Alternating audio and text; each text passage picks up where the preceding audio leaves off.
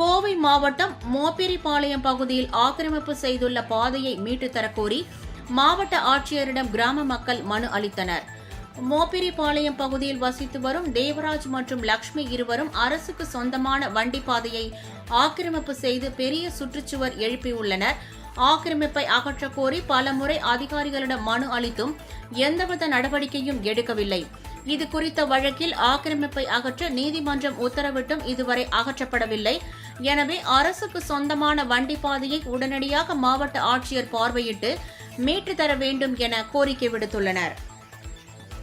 நாங்கள் காலையூர்லேருந்து வரோங்க. மோப்பிரிபாளையம் தாராபுரம் பஞ்சாயத்துங்க, சண்முகம் என்ற பேருங்க.